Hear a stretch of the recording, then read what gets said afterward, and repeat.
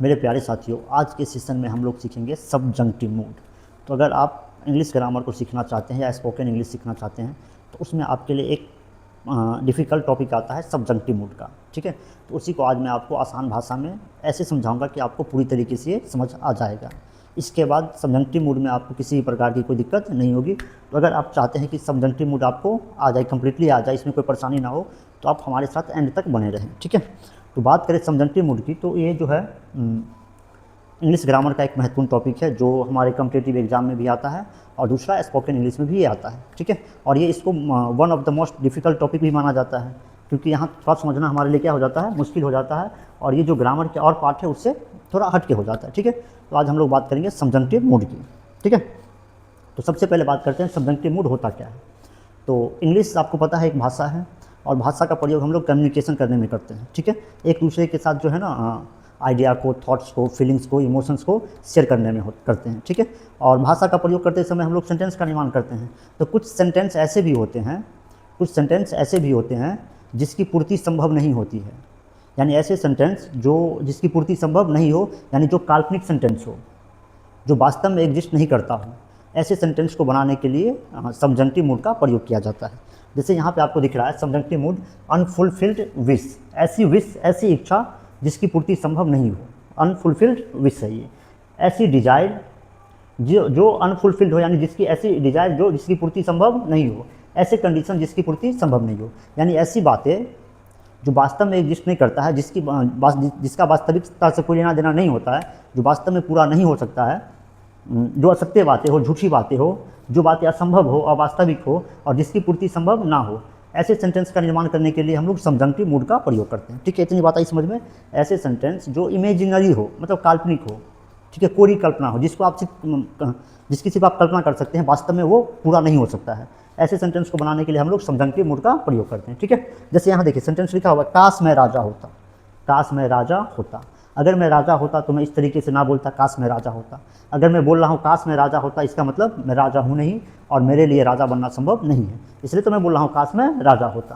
काश मेरे पास प्रेमिका होती, अगर प्रेमिका मेरे पास होती तो मैं इस तरह का सेंटेंस बोलता, काश मेरे पास प्रेमिका होती, मतलब मेरे पास प्रेमिका नहीं है और इसकी संभव भी नहीं है, संभावना भी नहीं, ये संभव नहीं है। अगर मैं राजा होता तो तुम्हें अपनी रानी बनाता, क्या मैं राजा बन सकता हूँ? अगर मैं राजा होता तो मैं अगर का प्रयोग नहीं करता, अगर मैं राजा होता तो तुम्हें रानी बनाता।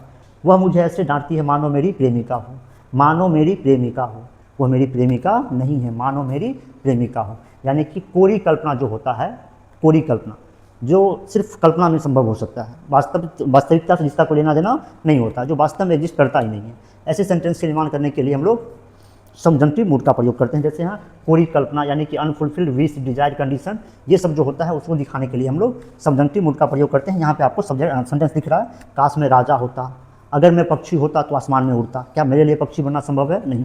क्या मैं आसमान में उड़ सकता हूँ? नहीं। तो इस तरह की जो सेंटेंस होती है, जो पूरी कल्पना की होती है, जिसकी पूर्ति संभव नहीं है, जो वास्तव में एग्जिस्ट नहीं करता है, जो असत्य बातें हो, झूठी बातें हो, जिनका सत्य के साथ कोई लेना देना नहीं हो, ऐसे सेंटेंस को दिखाने के लिए हम लोग सबजंक्टिव मूड का प्रयोग करते हैं। ठीक है, अगर ये बात समझ में। अब यहाँ ऐसे वाक्यों का निर्माण निम्न शब्दों से होता है, इफ़, अगर। ऐसे सेंटेंस जो होते हैं ना, कोई कल्पना वाले या अनफुलफिल्ड विश, डिजायर, कंडीशन, ऐसे सेंटेंस जो होता है उसका निर्माण आप इफ़ से कर सकते हैं। अगर, विश यानी काश, एज दो, एज इफ़, मानो कि, it is time, only if, है ना। ये कुछ 4-5 शब्द है जो आपको याद रखना है। ऐसे सेंटेंस जब इनका प्रयोग सेंटेंस में दिखे तो आप ये मान के चलो कि ये सेंटेंस जो है सबजंक्टिव मूड का है, यानी इसका वास्तविकता के साथ कोई लेना देना नहीं है। सबजंक्टिव मूड आपको समझ में आ गया कि ये क्या होता है, सबजंक्टिव मूड का प्रयोग हम लोग कहाँ करते हैं, किस प्रकार के सेंटेंस को बनाने के लिए, फ्रेम करने के लिए हम लोग सबजंक्टिव मूड का प्रयोग करते हैं। ठीक है, अब आपको ये सीखना है कि सबजंक्टिव मूड का प्रयोग जो है करेंगे तो सेंटेंस का स्ट्रक्चर क्या होगा, सेंटेंस की बनावट क्या होगी। ठीक है, सेंटेंस को हम लोग कैसे बनाएंगे सबजंक्टिव मूड में। ठीक, तो यहाँ आपको सारे पॉइंट्स लिख दिए गए हैं ताकि हमारा टाइम जो है ना, ज़्यादा टाइम ना लगे। ठीक है, तो सबजंक्टिव मूड के रहने पर सबसे पहले सब्जेक्ट वर्ब एग्रीमेंट लागू नहीं होगा। सब्जेक्ट वर्ब एग्रीमेंट यानी कि सिंटैक्स में आपने पढ़ा होगा कि अगर आपका सब्जेक्ट सिंगुलर है तो आप सिंगुलर वर्ब का प्रयोग करेंगे, और अगर आपका सब्जेक्ट प्लूरल है तो आप प्लूरल वर्ब का प्रयोग करेंगे। लेकिन जब सबजंक्टिव मूड रहे तो वहाँ पे सब्जेक्ट वर्ब एग्रीमेंट लागू नहीं होगा। सब्जेक्ट आपका सिंगुलर हो या आपका सब्जेक्ट प्लूरल हो, उससे मतलब नहीं है, हर हाल में आपको प्लूरल वर्ब का प्रयोग करना होगा। पहली बात ये याद रखनी कि अगर सब्जंक्टिव मूड का सेंटेंस है, यानी कोई भी ऐसा सेंटेंस है जो कोरी कल्पना का है, जिसका वास्तविकता से कोई लेना देना नहीं है, जो अवास्तविक सेंटेंस है, उसको जब भी आप बनाएंगे तो सब्जंक्टिव मूड का प्रयोग करेंगे और उसमें वर्ब कैसा रहेगा, सब्जेक्ट अगर सिंगुलर है तो भी वर्ब आपका प्लूरल होना चाहिए, हर हाल में प्लूरल वर्ब का प्रयोग होगा। ठीक है, तब आपको थोड़ा सा वर्ब समझने की आवश्यकता है। ठीक है, अच्छा दूसरी बात भी पढ़ लेते हैं। सब्जंक्टिव मूड के रहने पर, सब्जेक्टिव मूड के रहने पर जो प्रेजेंट के, यानी प्रेजेंट मतलब अभी, इस समय प्रेजेंट की जो विश होगी, यानी जो प्रेजेंट का विश है, यानी वर्तमान का जो विश है, वर्तमान का जो डिजायर है, वर्तमान का जो कंडीशन है, यानी कि वर्तमान का जो पूरी कल्पना है, वर्तमान वाला कहाँ चल जाएगा, वो पास्ट में चला जाएगा। पहली बात तो ये याद रखनी है कि वर्ब जो है आपका हमेशा प्लूरल होगा। दूसरा, वर्तमान का जो कोरी कल्पना है, वर्तमान का जो विश है, वर्तमान का जो डिजायर है, वर्तमान का जो कंडीशन है, वो पास्ट में चला जाएगा। और जो पास्ट का, मान लीजिए आगे हम लोग बताएंगे, आगे पढ़ेंगे हम लोग, जो पास्ट का विश होगा, पास्ट का जो डिजायर होगा, पास्ट का जो कंडीशन होगा या पास्ट का जो कोई कल्पना होगा, वो पास्ट परफेक्ट में चला जाएगा। ठीक है, प्रेजेंट का कहाँ चला जाएगा, पास्ट में चला जाएगा। तो अब आपको थोड़ा सा वर्ब को समझने की ज़रूरत है ना। तो वर्ब के 5 फॉर्म्स होते हैं, आप जानते हैं, ये V1 है, ये V2 है, ये V3 है, V4 है और ये V5 है। ठीक है, इसमें आपको पता है V3 और V4 जो है नॉन फाइनाइट वर्ब है। वैसे नॉन फाइनाइट वर्ब पे आगे एक वीडियो आएगी डिटेल में, आपको ये समझना है कि V3 और V4 जो है नॉन फाइनाइट वर्ब है। इसको हम लोग कहते हैं पास्ट पार्टिसिपल, है ना। पास्ट पार्टिसिपल का मतलब हुआ ये नॉन फाइनाइट वर्ब का एक टाइप होता है। इसका प्रयोग आप अकेले कभी भी नहीं कर सकते हैं, इसका प्रयोग जब भी करेंगे तो हेल्पिंग वर्ब के साथ करेंगे। इसको कहते हैं हम लोग प्रेजेंट पार्टिसिपल, ये भी नॉन फाइनाइट वर्ब ही है, यानी V3 और V4 जो है ना नॉन फाइनाइट वर्ब है, इसका प्रयोग अकेले नहीं हो सकता। ठीक है, ये V1 है और ये V5 है, ये दोनों प्रेजेंट का है, ये दोनों किसका है, प्रेजेंट का है ये दोनों। ठीक है, ये जो V1 है ये प्लूरल है और ये जो है वो सिंगुलर है। तो आपको यहाँ से समझ में आ गया होगा कि ये तो प्रेजेंट का है, ये भी प्रेजेंट का है। सब्जंक्टिव मूड के रहने पे कौन सा वर्ब चाहिए हमको, पास्ट का चाहिए, तो V5 तो हो नहीं सकता, ये वाला भी नहीं हो सकता, ये नॉन फाइनाइट वर्ब है, ये नहीं हो सकता, ये नॉन फाइनाइट वर्ब है, ये भी नहीं हो सकता। तो हमारे पास बचा क्या, हमारे पास बचा ये वाला V2, यानी प्लेड, वेंट, ये सब बच गया हमारे पास। अब इसमें क्या है, V2 में ये सिंगुलर भी होता है और ये प्लूरल भी होता है। तो जब सब्जंक्टिव मूड हमें बनाना होगा, इस तरह का सेंटेंस बनाना होगा, तो हम लोग सिंपली V2 का प्रयोग कर लेंगे, क्योंकि ये पास्ट का भी है और ये प्लूरल वर्ब भी है, सिंगुलर भी है ये, लेकिन हम यहाँ पे इसको प्लूरल मान के चलेंगे। ठीक है, दूसरा, अच्छा इसको देखिए, हैव, हैड, हैड और ये हैज, इसके बारे में आपको पता होगा कि ये हेल्पिंग वर्ब है, लेकिन आपको ये समझना है ये हेल्पिंग वर्ब नहीं, ये प्राइम एक्सिलरी वर्ब है। इसका काम होता है हेल्पिंग वर्ब की तरह भी एक्ट करता है और ये मेन वर्ब की तरह भी एक्ट करता है, यानी इसका प्रयोग हम लोग हेल्पिंग वर्ब के रूप में भी करते हैं और मेन वर्ब के रूप में भी करते हैं। ठीक है, हेल्पिंग वर्ब के रूप में ये तब होगा जब आगे कोई अन्य वर्ब होगा, मेन वर्ब ये तब होगा जब मेन वर्ब की जगह पे आएगा। ठीक है, तो इसमें ये V1 हो गया और ये V5 हो गया। तो जो प्रेजेंट का है इसका प्रयोग हो नहीं सकता, ये दोनों पार्टिसिपल इसका नहीं होगा। ठीक है, हैड का प्रयोग हो सकता है, यानी सब्जेक्टिव मूड में हैड का प्रयोग होगा, है ना। अच्छा, हैड का प्रयोग कब होगा, जब पोजीशन दिखाना होगा, जब हमें अधिकार दिखाना होगा, क्योंकि हैव, हैड, हैज, इसका प्रयोग हम लोग अधिकार दिखाने के लिए, पोजीशन दिखाने के लिए करते हैं। तो पहला V2 का प्रयोग हो सकता है, दूसरा हैड का प्रयोग हो सकता है। अच्छा, इसके बारे में भी आप जानते होंगे, ये वर्ब टू बी है, ये क्या है, ये वर्ब टू बी है, ये जो है प्राइम एक्सिलरी वर्ब है। इसका प्रयोग हम लोग हेल्पिंग वर्ब के रूप में भी करते हैं और मेन वर्ब के रूप में भी करते हैं। हेल्पिंग वर्ब के रूप में तब करेंगे जब आगे कोई दूसरा मेन वर्ब होगा, और ये जब खुद अकेले आ रहे हैं तो ये मेन वर्ब है, और ये इसका प्रयोग जो है हम लोग कुछ होना दिखाने के लिए करते हैं। जैसे आई एम अ टीचर, मेरा टीचर होना दिखा रहा है, यू आर अ डॉक्टर, है ना। ठीक है, तो इसका भी प्रयोग हम लोग करते हैं प्राइम एक्सिलरी वर्ब के रूप में, जिसमें इज हो गया प्रेजेंट का, ये भी किसका हो गया, प्रेजेंट का, इसका प्रयोग हो नहीं सकता है, नॉन फाइनाइट वर्ब ये वाला। ठीक है, अब बच गया हमारे पास पास्ट में वाज या वर। तो क्या बताया गया अभी आपको, अगर सब्जेक्टिव मूड के रहने पर पास्ट का प्रयोग तो होगा, लेकिन वर्ब हमेशा क्या होगा, प्लूरल होगा।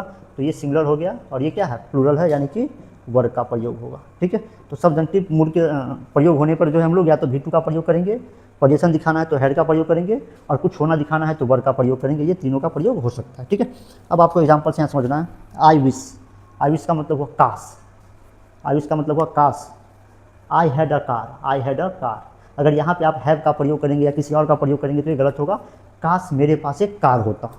ठीक है, ये सब्जेक्टिव मूड का सेंटेंस है। यहाँ देखिए, आई विश, काश, आई वेंट देयर, आई है, आई के साथ आया V2, यानी कि ये पास्ट का आया है। अगर यहाँ पे हम गो लगाते हैं तो ये गलत होगा, है ना। I wish, I went there, काश मैं वहाँ जाता। आई विश सी मैरिड मी, काश वह मुझसे शादी करती। ठीक है, आई विश सी मैरिड मी, यहाँ पे मैरिड का प्रयोग हुआ, किसी और का प्रयोग होगा तो ये गलत होगा। समझ आ रही है बात आपको? यहाँ देखिए आई विश, काश, आई वर, यहाँ पे अगर वर्ड्स का प्रयोग करेंगे तब ये गलत होगा। आई विश, काश मैं एक राजा होता, काश मैं एक राजा होता, सबजंक्टिव मूड बना रहा है, ठीक है। ऑन लीव, काश सी लव्ड मी, यहाँ पे लव्ड V2 आया है, ये खुद ही V2 क्या है, खुद ही प्लूरल है ना। काश वह मुझे प्यार करती, काश वह मुझे प्यार करती, ऐसा कुछ मीनिंग आ रहा है। ऑन लीव, काश सी वर माई गर्लफ्रेंड, काश वह मेरी प्रेमिका होती है। अब देखिए सी क्या है, सिंगुलर है, लेकिन किसका प्रयोग हुआ है, वर का प्रयोग हुआ। क्यों प्रयोग हुआ वर का? क्योंकि ये जो ऑन लीव है ना, ये सबजंक्टिव मूड बना रहा है, ठीक है। ऑन लीव, काश, काश सी हैड अ कार, देखिए हैड का प्रयोग हुआ, यहाँ पे पोजीशन दिखाना है, इसलिए हैड का प्रयोग तब करना है जब पोजीशन दिखाना है, V2 का प्रयोग तब करना है जब कोई काम को दिखाना है, और वर्क का प्रयोग तब करना है जब कुछ होना दिखाना है, ठीक है। काश उसके पास एक कार होती, पोजीशन की बात हो रही है। और देखिए आई विश, काश इंडिया, इंडिया क्या है, सिंगुलर है, लेकिन वर्क कैसा आया है, वर्क। काश भारत एक डेवलप्ड कंट्री होता, भारत एक विकसित देश होता। आई विश, काश I were the prime minister of India, काश मैं भारत का प्रधानमंत्री होता। सबजंक्टिव मूड है, ऐसा कभी संभव नहीं है, ठीक है। कोरी कल्पना है मेरी कि मैं भारत का प्रधानमंत्री होता। बात आई समझ? सी स्पीक्स, देखिए वो बोलती है, ऐसे बोलती है, सी स्पीक्स। एज इफ का मतलब मानो किया, जब ये आ जाए या एज दो आ जाए तो समझिए कि सबजंक्टिव मूड का प्रयोग होगा, क्योंकि वहाँ पे एज इफ का प्रयोग हम लोग तब करते हैं जब कोरी कल्पना दिखाना हो। वह बोलती है as if she were the minister, वो ऐसे बोलती है मानो कि वह एक मिनिस्टर है। क्या है वो? मिनिस्टर है, ऐसा कुछ है नहीं। अगर मिनिस्टर होती तो हम लोग एज इफ का प्रयोग नहीं करते, एज इफ का प्रयोग कर रहे हैं, इसका मतलब ये कोरी कल्पना है। सी स्पीक्स प्रेजेंट की है ना, कब की ये कल्पना है, प्रेजेंट की है। वह ऐसे बोलती है मानो कि वह अभी क्या है, मंत्री हो। सी सिटिंग इन द चेयर, वो चेयर पे ऐसे बैठी हुई है, एज इफ का प्रयोग हुआ है। She were the boss of my company, मानो कि वह मेरी कंपनी की क्या हो, बॉस हो, एज इफ का प्रयोग हुआ, यानी सबजंक्टिव मूड है, ठीक है। इफ़ सी केम हेयर, अगर वह यहाँ आती, इफ़ सी केम हेयर हमने V2 का प्रयोग किया है, अगर वह यहाँ आती मैं उसकी मदद करता, ठीक है। If I were a bird, देखिए आई के साथ क्या आया है, वर आया है। If I were a bird I would fly in the sky, मैं आसमान में उड़ता, अगर मैं एक चिड़िया होता तो मैं आसमान में उड़ता। If I were a king, देखिए आई के साथ क्या आया है, वर आया। If I were a king I would help the poor, ठीक है। तो आपको सबजंक्टिव मूड समझ में आया कि सबजंक्टिव मूड क्या होता है, इसका प्रयोग कैसे करेंगे, वर्ब कैसा रहेगा इसमें, सब्जेक्ट वर्ब। सबजंक्टिव मूड में सबसे बड़ी एरर जो पूछा जाता है आपके कॉम्पिटिटिव एग्जाम में, वो सब्जेक्ट वर्ब एग्रीमेंट को लेकर पूछा जाता है। सबजंक्टिव मूड में जो है सब्जेक्ट चाहे जैसा हो, सिंगुलर हो सब्जेक्ट या सब्जेक्ट प्लूरल हो, उससे मतलब नहीं होता है। वर्ब हमेशा क्या होगा, प्लूरल होगा, ठीक है। इसी को लेकर ज़्यादा क्वेश्चन बन जाता है, ठीक है। दूसरा सब्जेक्ट वर्ब एग्रीमेंट में, इसमें सबजंक्टिव मूड में, ठीक है, सबजंक्टिव मूड में अगर प्रेजेंट का विश है, प्रेजेंट का डिजायर है, प्रेजेंट का कंडीशन, तो कहाँ चला जाएगा, पास्ट में, यानी पास्ट वर्ब का प्रयोग होगा। लेकिन एग्जामिनर जो है आपको प्रेजेंट वर्ब का प्रयोग करके दे देता है, ठीक है। तो आपको दो बातें याद रखनी है कि सब्जेक्ट वर्ब एग्रीमेंट नहीं रखना है, वर्ब हमेशा प्लूरल रखना है। दूसरा ये कि पास्ट वर्ब का प्रयोग होना चाहिए ना।